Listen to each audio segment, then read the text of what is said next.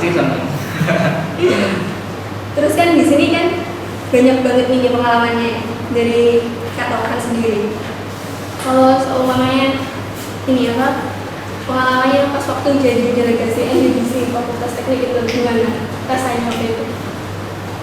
Sebenarnya campur aduk teman-teman. Soalnya di satu sisi mungkin karena jangka waktu antara persiapan sama hari pelaksanaan itu mungkin nggak bisa dibilang nggak banyak, tapi di situ kayak kita sebagai udah ditetapkan nih sebagai delegasi, jadi mau nggak mau atau udah nggak ada kayak maju atau mundur gitu, jadi tetap ya udah harus maju gitu. Jadi ya wis apapun yang udah kita siapkan sebelumnya perlu kita untuk laksanakan di hari itu. Terus kan ini berhubungan sama topik podcast kita kali ini ya, personal branding buat ningkatin value kita ya. Nah, dari Kak Taufan sendiri nih, personal branding itu apa sih Kak? Oke, kalau ditanya mengenai personal branding itu apa, mungkin kalau simpelnya ya atau sederhananya itu kayak kita ingin dikenal seperti apa sih oleh orang-orang kayak gitu. Kita pengen dikenal sebagai seseorang yang seperti apa. Contohnya ketika kita ingin kita suka nih sama bola, tapi kita nggak nunjukin apa-apa ke orang lain. Nah itu kan kayak orang lain nggak bakal tahu nih sama kita gitu. Kalau kita suka akan hal itu kayak gitu. Jadi penting sekali untuk memiliki personal branding karena untuk membuat orang lain itu tahu. Jadi ketika orang lain mungkin nih membutuhkan seseorang yang sebagai background atau sebagai role kayak dia sebagai panutan, sebagai apa kayak yang udah ahli dalam bola atau contohnya di materi yang mungkin public speaking atau apapun hal itu, nanti pasti kepikirannya itu ya di kita gitu, karena kita memberitahukan hal apa yang ingin kita sampaikan ke orang lain gitu, atau bisa bilang personal branding itu kayak cara diri kita untuk mempromosikan ke orang lain. Nah, terus gini kalau soalnya kan kita kan personal branding kan nggak semua kan tahu gitu, maksudnya bahkan contohnya saya sendiri ya, saya itu bingung gitu kalau memperkenalkan diri orang lain tuh harus kayak gimana. Gitu. Mungkin dari Kak Taufan sendiri ada kayak tips apa ya kayak mungkin cara-cara gitu buat memperbaiki personal branding kita. Oke. Berarti lebih ke gimana sih kayak kita pengen personal branding kita itu kayak apa gitu ya? Jadi lebih baik lah. Oke. Jadi mungkin yang pertama teman-teman ya. Yang pertama itu kayak dari kita lebih mengenal ke diri kita sendiri, karena ketika kita sudah mengenal diri kita jadi tahu nih apa yang orang lain ingin persepsikan kepada kita gitu. Ya masa ketika kita pengen ini orang lain ingin berpersepsi kayak gini sesuai apa yang kita inginkan, tapi kita nggak menunjukkan apapun kan bakal susah ya. Jadi perlu sangat penting untuk mengenal diri kita dulu. Terus gini kan semuanya kita udah mulai nih kenal sama diri kita. Berarti kan harusnya kita juga udah mulai kenal sama nilai kita itu apa sih sebenarnya, maksudnya kelebihan kita itu apa, terus kekurangan kita apa kan kayak gitu. Nah kalau menurut Kak Taufan ini kira-kira ya antara korelasi dari personal branding sama nilai diri kita itu apa sih? Oke. Sangat berhubungan itu pasti ya, sangat berkorelasi antara dua hal tersebut, dikarenakan ketika kita ingin mengembangkan personal branding kita atau potensi diri kita, itu tentunya kita punya sebuah nilai yang ingin kita capai atau sampaikan. Jadi anggapannya ketika kita punya nih sebuah nilai yang memang kita udah inginkan dari dulu dan orang lain ingin mengetahui akan hal tersebut, itu penting bagi kita untuk seperti kita ingin menceritakan ke orang lain itu kayak gimana gitu. Karena ketika bicara personal branding juga, ini kayak kita itu menceritakan diri kita ke orang lain. Namun mungkin beberapa orang mempunyai cara yang berbeda ya dalam kayak ini loh aku, atau ini loh aku pengen dikenal kayak gini atau seperti apa. Ada yang mungkin membuktikannya itu dengan sebuah karya atau mungkin sebuah pencapaian atau hal-hal yang apapun itu. Dan juga kalau menurut saya itu memang butuh namanya sebuah pembuktian ketika kita ingin dikenal seperti apa kayak gitu. Jadi penting sekali untuk membuktikan ke orang lain terlebih dahulu.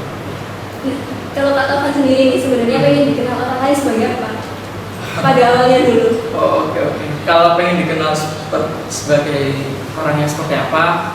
Kalau dari aku sendiri, ini berdasarkan pengalaman berarti ya. Oke, kalau dulu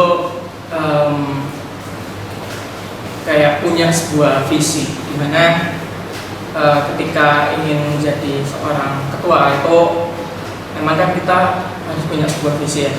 Soalnya ketika kita ingin memimpin orang lain, alangkah baiknya kita juga harus siap untuk bertanggung jawab kepada mereka juga gitu.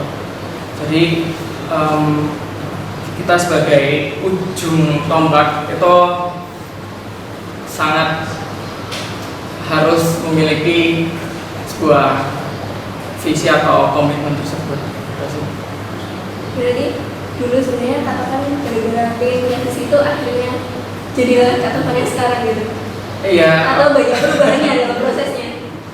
Kalau dibilang banyak perubahan, pasti banyak perubahan. Soalnya pemimpin kalau dari bicara kita ya, kita kan satu periode atau 1 tahun kepengurusan, setelah itu udah masanya habis kan.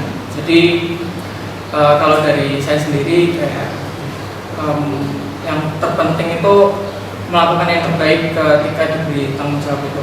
Jadi setahun itu benar-benar kayak fokus di ikom gitu, menghabiskan di ikom, lalu menyelesaikan semua tanggung jawabnya. Habis itu berubah entah itu ke organisasi lain, terus ke aktivitas lain yang mungkin sempat kayak tertunda gitu karena fokus-fokus yang lain gitu.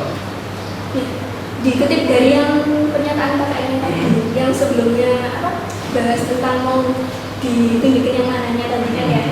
Berarti kan di situ kakak kan ingin maksudnya kayak harus ada yang ditunjukin nih ke orang selama 1 tahun kepengurusan itu. Nah, kalau boleh tahu nih, waktu itu apa sih yang jadi maksudnya kayak tujuannya kak dulu yang pengen ditunjukin lah buat orang ini loh Taufan gitu loh waktu itu. Cool ya. Oke. Kalau ketika menjadi ketua kemarin ya, itu sebenarnya kebanyakan malah bukan dari goals pribadi yang kayak mau ditunjukkan gitu, tetapi lebih ke kayak generasi pada saat itu gitu. Jadi secara keseluruhan gitu teman-teman. Jadi mungkin dibilang kayak lebih ke goals pribadi itu enggak, tapi ini tujuan bersama gitu. Kita kayak langsung ke contoh konkretnya ya. Dulu itu pengen ngadain kegiatan offline yang kayak tambah banyak, soalnya kayak dulu itu sempat kerasa kurang gitu. Tapi di kepengurusan yang kemarin itu benar-benar kayak ketika saya dan teman-teman sudah memiliki visi yang sama, ketika sudah memiliki goal yang sama, itu kayak semua hal, entah sesibuk apapun itu, sepadat apapun jadwal antara organisasi sama perkuliahan, itu benar-benar semua itu diselesaikan karena keinginan bersama gitu. Jadi harapannya ketika mungkin kita nih jadi sebuah pemimpin, entah itu dalam kepanitiaan atau kepengurusan dan organisasi yang lain-lain pun, itu kayak ya lebih lakukan yang terbaik untuk kebersamaan gitu sih. Nah itu kan kalau dari segi organisasi Segi organisasi. Nah kalau dari segi yang lain nih, maksudnya kayak segi personalnya Kak Tovan nih, kan pasti ada kalanya ya Kak Tovan waktu perkenalan ke orang baru kayak ini loh Tovan yang kayak gini, terus ini Tovan yang kayak gini gitu.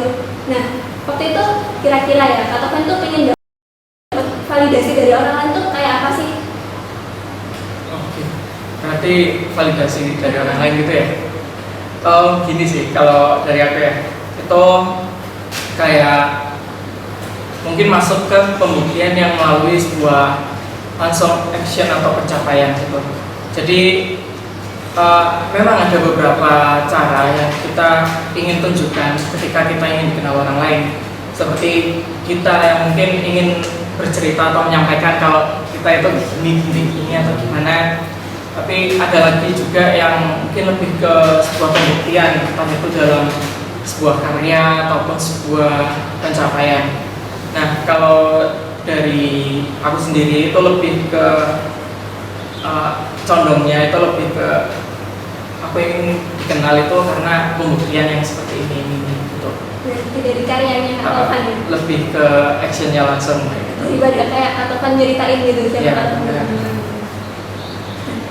Terus gini Kak, kan ini kan penting banget ya. Kalau dari Kak Tovan sendiri nih, kira-kira persentase dari personal branding nih buat Kak Tovan, buat first impression yang baik di orang yang baru, maksudnya di suatu perkumpulan yang baru, personal brandingnya Kak Tovan ini kira-kira persentasenya itu berapa persen gitu? Kalau dari 100% Kak, kan waktu ketemu sama orang baru kan pasti kan kita kan ada kalanya kita mengenali diri kita kan, maksudnya kita juga dari ucapan atau kayak dari perilaku kita, kan bahkan ada yang dari kayak tatapan matanya, kayak kenalan yang gimana gitu. Kira-kira persentase buat personal branding sendiri nih. Oke, kalau ditanya persentase, kalau dari aku mungkin belum, mungkin nggak bisa jawab kayak persentase itu secara pasti itu berapa persen. Tapi kalau menurutku ketika kita mungkin baru pertama kali ketemu orang lain, itu pasti yang pertama dilihat itu attitude ya, perilaku. Kalau kita ingin dikenal dengan baik ya berperilakulah dengan baik kayak gitu kan. Kalau kita ingin menghormati atau menghargai orang lain ya lakukan itu dulu kayak gitu. Jadi lebih ke perilaku kita seperti apa ketika kita ingin dikenal oleh orang lain. Terus kalau terkait personal branding, seperti yang saya sampaikan tadi, ada yang memang itu bisa menyampaikannya secara langsung, namun juga ada yang lebih condong ke mereka dibuktikan dengan yang penghargaan atau pencapaian. Nah kalau semuanya gini Kak, kan ini kalau di fakultas teknik ini kan kayak tahu semua gitu, atau kan itu yang kayak gimana orangnya, kayak orang yang keren gitu kan ya, udah pernah jadi ketua dan sebagainya gitu. Nah pas waktu kakak keluar nih dari fakultas teknik, ketemu orang yang baru kan, anggap aja orang itu nggak tahu gitu siapa backgroundnya Kak Tovan ini, pernah jadi apa, karena kayak anggapnya oh orang itu doang gitu. Nah kira-kira gimana gitu rasanya Kak Tovan pas waktu itu? Oke. Gini sih, kan sebelumnya kebetulan juga magang juga kan ya. Jadi benar-benar ketemu orang baru yang mungkin nggak tahu kita di kampus itu seperti apa. Terus kita, ya background kita nggak tahu lah. Kalau di kampus mungkin jadi kayak gini. Tapi di dunia luar pasti itu menjadi hal yang mungkin kurang untuk bisa diketahui orang lain secara langsung.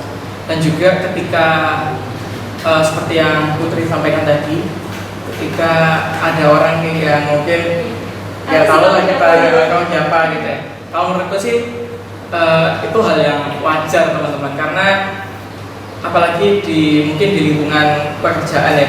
Jadi ya emang itu kayak itu kan pengalaman dulu gitu. Kalau mungkin yang bisa diterapkan saat ini di pekerjaan ya hal-hal positif yang kita dapatkan dari pengalaman sebelumnya gitu. Jadi nggak semua hal itu kayak bisa kita sampaikan secara langsung gitu. Tapi memang sudah jadi kebiasaan kita karena pengalaman-pengalaman sebelumnya. Dan beberapa orang juga yang di tempat saya magang itu tahu gitu, kayak wah, apa ya, lambat laun mereka tahu oh Tovan pernah gini ternyata, makanya kok jadi kayak gini gitu sih. Tapi awalnya ada rasa kayak kok nggak tahu sih, apa kayak kok gitu sih kamu perlakuin akunya gitu. Enggak sih, kayak biasa aja karena mungkin sudah mengetahui nih, kayak itu kan kayak pengalaman di kampus gitu, nggak semua orang pasti tahu kita ini siapa. Nah, ngomong-ngomong tentang magang nih kan katakan kan sekarang udah mulai magang nih. Udah selesai. Gimana waktu itu pengalamannya? Iya benar-benar pengalaman baru karena sebelumnya itu belum pernah saya lakukan kan. Terus di situ juga lingkungannya baru, terus dari teman-temannya juga baru. Jadi benar-benar sebuah kondisi yang dimana kita harus adaptif atau menyesuaikan gitu. Karena kita kan nggak mungkin nih kayak kita membawa apa ya, sifat pribadi kita ke lingkungan yang apalagi itu pekerjaan kan. Jadi benar-benar kita yang menyesuaikan dengan lingkungan tersebut. Gitu. Kalau boleh tahu nih ya, waktu itu Kak Tovan itu magangnya online apa offline? Oh iya, saya magangnya offline, jadi langsung ke kantornya. Jadi kayak ketemu orang baru dan benar-benar personal, jadi penting banget sih harusnya. Iya, mungkin yang teman-teman rasakan itu kayak kalau di personal branding mungkin butuh waktu sedikit lebih lama ya.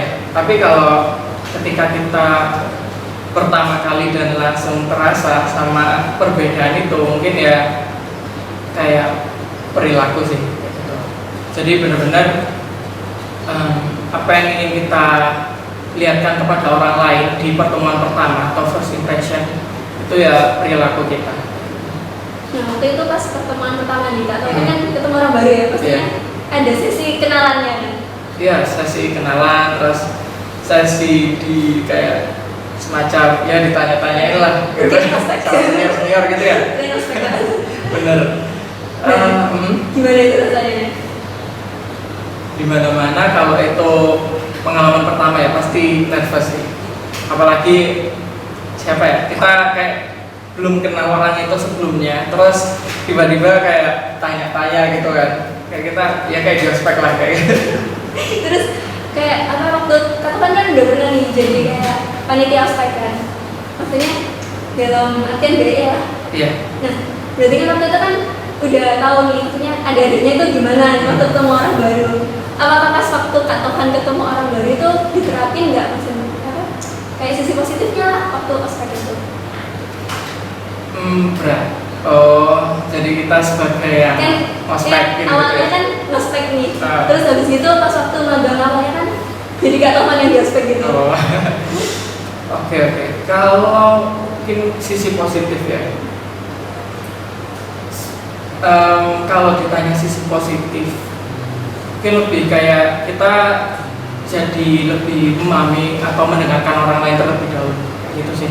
Karena kita nggak bisa menilai atau menyimpulkan sesuatu itu dari satu, entah itu tatapan atau satu pendapat terus kita menyimpulkan kayak gini, itu kan nggak bisa ya. Jadi perlu sangat itu kayak kita memahami dulu atau listening first lah sebelum kita ingin menyampaikan sesuatu. Berarti itu kayak jadi poin penting Kak Tovan pas waktu awal magang ya? Iya benar. Dengerin kata-katanya. Banyak sekali mendengarkan. Tapi nggak sampai yang ada dimarahin atau gimana? Enggak, aman. Seru berarti magangnya. Seru, campur aduk. Serunya ada hektik juga kan pasti. Nah, kan dari magang itu kan berarti kan ada kayak sisi Kak Tovan yang dapat pelajaran baru kan dari magang itu. Kira-kira nih buat apa diri Kak Tovan sendiri yang didapetin dari magang itu apa, buat mungkin buat teman-teman gitu? Oke, kalau yang didapat pengalaman itu pasti didapatkan ya. Terus kompetensi atau hal yang kita biasa lakukan di tempat magang, dari yang awalnya itu kita nggak tahu mau ngapain di tempat magang tersebut jadi tahu. Nah, ada yang ada kompetensi, ada pengalaman, dan juga ada hal yang mungkin itu seperti sebuah kebiasaan atau seperti sebuah hal yang kita harus terjadi, atau kita kan di lingkup sosial ya. Jadi kalau mungkin yang bisa sharingkan ke teman-teman itu ya ketika kita bertemu dengan orang lain pertama kali, ya usahakan itu perilaku yang pertama, terus berpenampilan yang baik dalam artian ya yang rapi atau yang seperti apa, karena kita menyesuaikan dengan lingkungannya juga ya kan. Terus juga yang ketiga itu kalau di tempat magang perbedaannya sama yang di kuliahan itu mungkin atas kerja atau usaha gitu ya. Jadi kalau di tempat magang kan pasti ketika kita diberi sebuah tugas atau pekerjaan task itu kalau selesai hari ini ya hari ini. Jadi harapannya benar-benar ketika kita diberi sebuah tugas atau hal apapun itu ya diselesaikan dengan maksimal dan dilakukan dengan maksimal gitu sih. Dan penting sekali sosial itu sangat penting, kayak kita lebih apa ya, lebih mengetahui orang lain, terus kita dapat saling berinteraksi dengan baik, terus kita nggak hanya sebagai kayak yang sebagai pendengar kayak oh iya atau apapun itu, tapi alangkah baiknya kita juga belajar cara untuk berkomunikasi dengan orang lain gitu. Ketika kita emang nggak diajak komunikasi nih, nah penting nih bagi kita untuk mengajak komunikasi terlebih dahulu, atau istilahnya kayak jemput bola dulu lah gitu.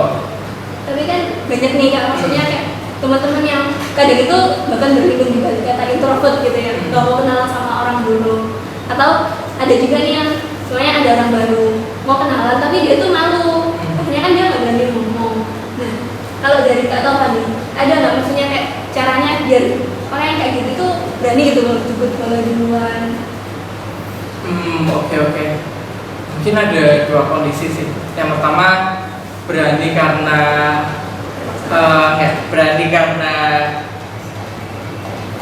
keinginan personal ya. Ya aku mau kenalan dulu lah, walaupun aku introvert tapi aku mau usaha gitu ya. Yang kedua berani kayak yang Putri sampaikan tadi, terpaksa gitu. Jadi tapi kalau dari saya sendiri, alangkah baiknya walaupun memang mungkin kita introvert ya, tapi di kayak kita rubah mindset kita gitu. Kita sudah dewasa, terus kayak kita rubah mindset yang dimana kita mungkin dari dulu yang waktu masih kecil sampai sekarang itu kan mesti kayak ditanya dulu. Nah penting sekali untuk kita lebih kayak aktif gitu ke orang lain gitu. Terus kalau ditanya bagaimana caranya itu, nah tiap orang pasti punya fase atau prosesnya masing-masing ya. Tapi yang pasti itu mungkin yang teman-teman perlu lakukan itu rubah mindset teman-teman sih. Karena ketika kita udah punya mindset kita ingin berkenalan dengan orang lain duluan atau lebih aktif duluan, itu pasti dampaknya itu nggak hanya akan ke kita aktif duluan ya. Kita pasti dampaknya itu ya tapi ke orang lain juga gitu. Jadi kayak mancing orang lain buat ngomong ke kita juga gitu. Betul. Terus kalau misal dari kita udah maksimal nggak bisa kayak aktif duluan karena kita udah nggak berani banget nih, nah butuh kayak kepekaan dari mungkin seorang pemimpin di timnya kayak gitu untuk lebih kayak melihat anggotanya. Wah anggotaku bisa dibilang introvert nih, jadi butuh dorongan dari aku untuk mengajarnya gitu. Nah ini gini teman-teman, kalau mau mengajukan pertanyaan boleh nih tulis di kolom komen nggak sih kalau di Iya, ruang komentar. Ya, di ruang komentar. Nanti bakalan disampaikan langsung ke Kak Taufan nih. Boleh banget kalau mau bertanya, silahkan.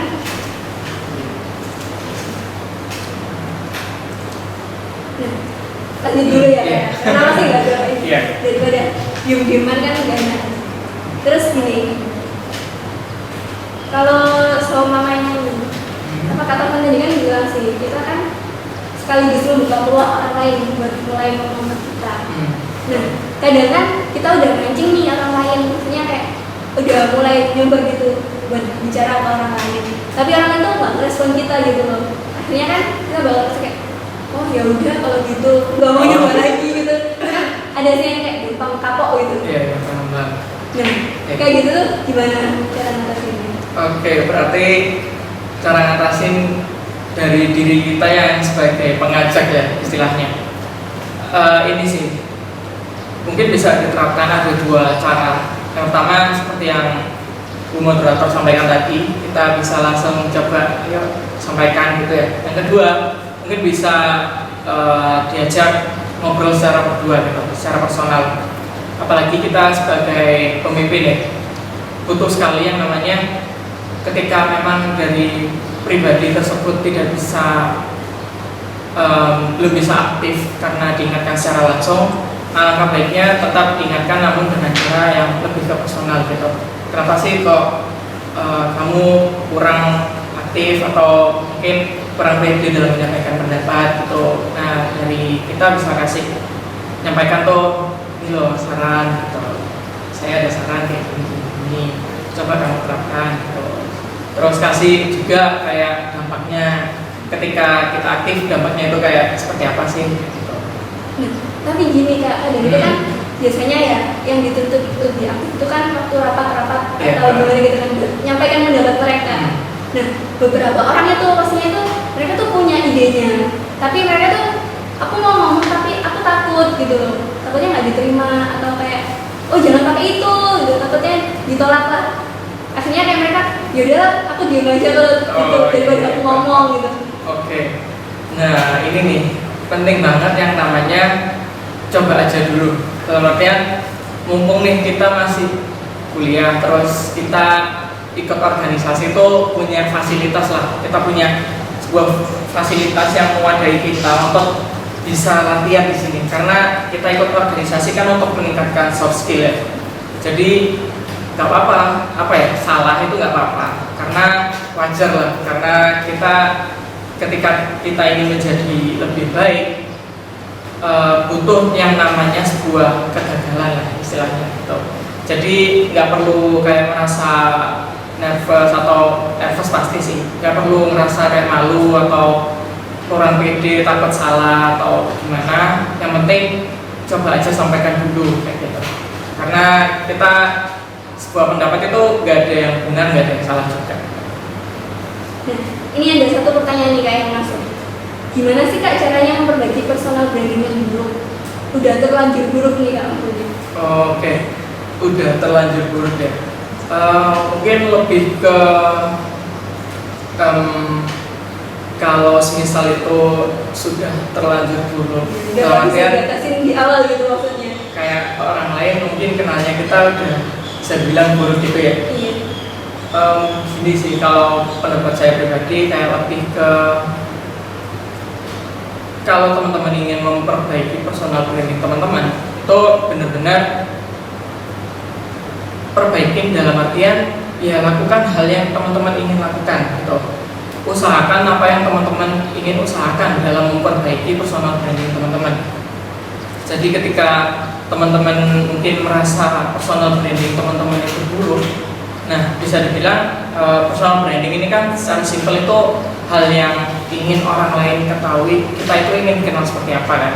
Nah kalau teman-teman ingin dikenal sebagai seseorang yang mungkin contohnya baik lah gitu ya, ya teman-teman juga tunjukkan bahwa teman-teman ini ya melakukan hal tersebut dengan baik, hal tersebut dengan serius, terus hal tersebut dengan maksimal dan optimal kayak gitu sih. Berarti kayak harus tahu dulu lah di sisi baiknya itu apa nih, biar karena nutupin gitu. nah karena mungkin gini apa yang teman-teman anggap buruk. Kayak misal nih, teman-teman beranggapan personal branding teman-teman itu buruk. Nah, belum tentu apa yang teman-teman anggap buruk ini bagi orang lain juga buruk kayak gitu. Karena itu kan sebuah sudut pandang ya, perspektif. Tapi kalau teman-teman sudah ngerasa itu buruk, ya teman-teman berarti kayak sudah mengetahui duluan nih gitu ya. Nah, alangkah baiknya untuk segera diperbaiki dengan hal apa yang emang benar teman-teman ingin tekuni kayak gitu. Sama yang benar gini. Benar. Nah, ini ada yang pertanyaan kedua nih Kak. Kan sudah bukan rahasia umum nih mengenai kenalan orang dalam. Nah, ketika sedang melamar pekerjaan atau yang lain-lainnya itu, bagaimana sih pandangan Kak Tovan ketika kita sudah membangun personal branding, tetapi personal branding yang telah kita bangun masih kalah eksis dengan yang dinampakkan oleh orang dalam. Jadi kayak kita udah punya personal branding yang bagus, tapi masih tetap kalah sama yang dibawa sama orang dalam. Oke, kalau bicara orang dalam ini, wah, gimana ya, agak susah dalam artian itu kan tergantung bagaimana kebijakan sebuah instansi tersebut ya. Tapi kalau dibilang personal branding kalah sama dengan mungkin yang bisa dibilang itu kekuatan orang dalam. Nah, kalau menurut saya pribadi itu kayak udah kita fokus saja ke bagaimana kita fokus ke diri kita, bagaimana kita fokus untuk mengembangkan potensi diri kita. Dikarenakan apapun nanti yang teman-teman lakukan atau dapatkan di luar bangku perkuliahan itu benar-benar dari apa yang teman-teman udah lakukan sekarang gitu. Jadi ada yang bilang juga personal branding itu tentang bagaimana kita melakukan suatu hal itu bukan karena kalau di konteks mungkin di luar perkuliahan atau di konteks bisnis ya, itu bukan karena kita ingin mendapatkan uang gitu. Kita melakukan hal tersebut ya karena kita suka gitu.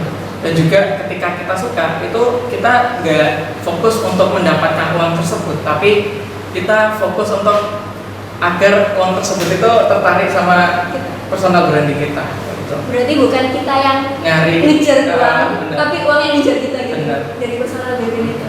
Betul sekali. Berarti meskipun ada orang dalam nih, tapi kalau personal brandingnya udah baik, bisa aja yang orang dalam tadi itu kesingkir dengan sendirinya. Iya betul. Jadi perlu apa ya? Perlu ditanamkan sebuah mindset bahwasanya udah kita fokus aja sama personal branding kita, fokus sama memperbaiki diri kita untuk mengembangkan potensi yang lebih gitulah, agar ketika dalam hal apapun itu kita udah gak wah aku kalah nih karena mungkin seseorang itu ada orang dalam gitu, tapi lebih ke positif mindset sih. Nah, gini ya, kalau dari aku ada pertanyaan lagi nih. Kan kita udah bangun personal branding di awal.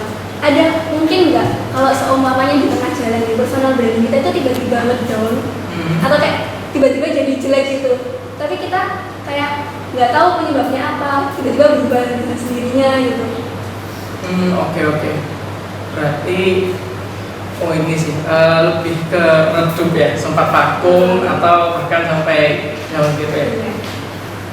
Jadi gini sih teman-teman, kalau kita ingin mengembangkan personal branding kita, biasanya orang-orang yang kita kenal sekarang itu memang benar-benar seperti contohnya mungkin yang bisa dijadikan role model yang mungkin dalam bidang bisnis atau apapun hal tersebut, pasti di saat itu kayak mereka itu benar-benar fokus dengan potensi mereka gitu.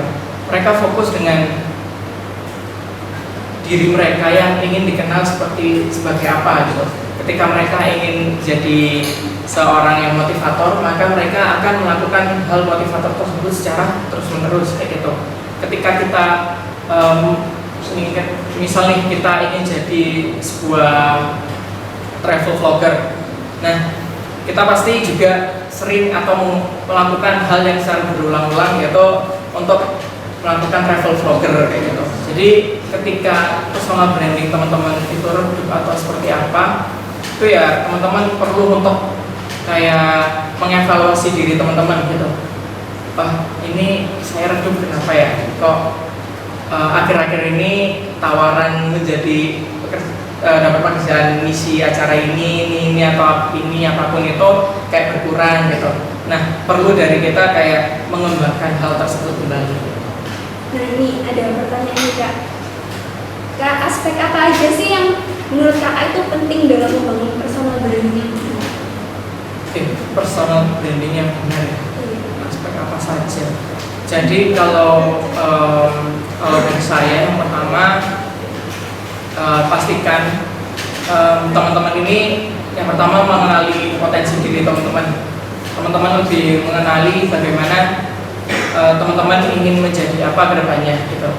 Kayak terus yang ketiga yaitu teman-teman ini ingin dikenal seperti apa.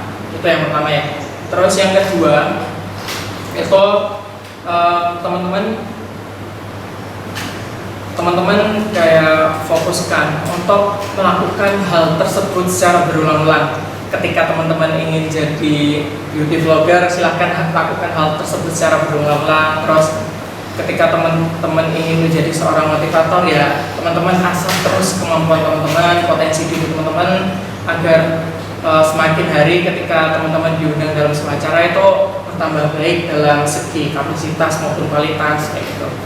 Terus yang ketiga yaitu teman-teman aktif untuk membangun jejaring atau networking gitu. Jadi ketika teman-teman bertemu dengan seseorang ya perluas jaringan dalam artian perluas kenalan. Jadi ketika teman-teman tahu orang tersebut, ajak kenalan orang tersebut, terus jadikan orang tersebut sebagai teman, jadikan sebagai sahabat. Terus ketika di hasil akhir itu kayak ketika kita punya sebuah hal yang ingin kita sampaikan, itu teman-teman kita itu kayak mensupport gitu.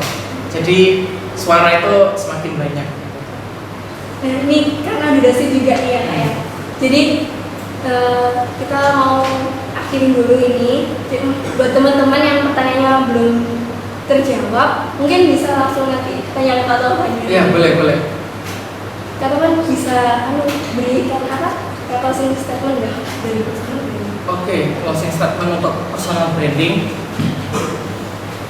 Teman-teman jangan pernah kayak rasa putus asa, walaupun mungkin personal branding teman-teman atau orang lain itu masih melihat teman-teman itu kayak ya dalam artian kayak gitu-gitu aja atau gimana.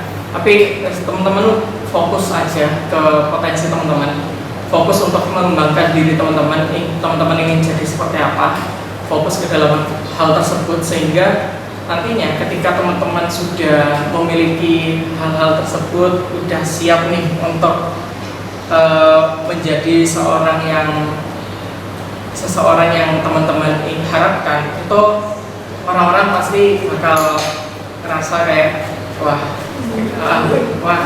setelah sekian lama dia sudah berubah atau seperti apa. Jadi sangat penting untuk teman-teman agar berkembang secara terus-menerus, dan ketika teman-teman merasa di zona nyaman ya, itu penting sekali untuk keluar dari zona tersebut. Karena ketika kita merasa kita kayak wah enak-enak aja nih hari-hari kayak gini-gini aja, nah itu benar itu malah hal yang berbahaya sebenarnya, karena kita kayak kurang motivasi dalam menjalani kehidupan ke depan.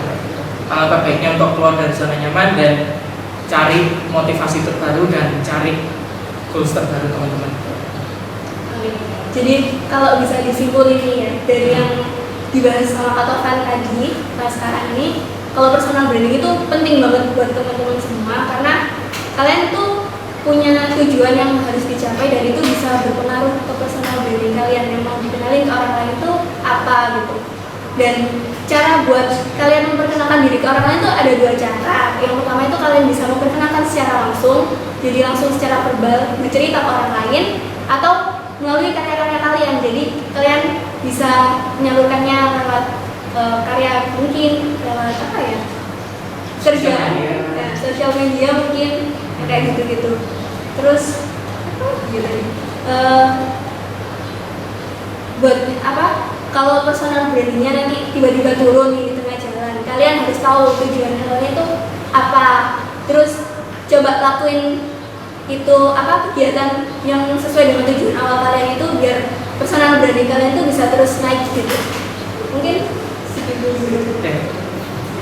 Okay, guys, that's all from us in our home in this episode about how personal branding can elevate your value, and see you in the next one. Bye.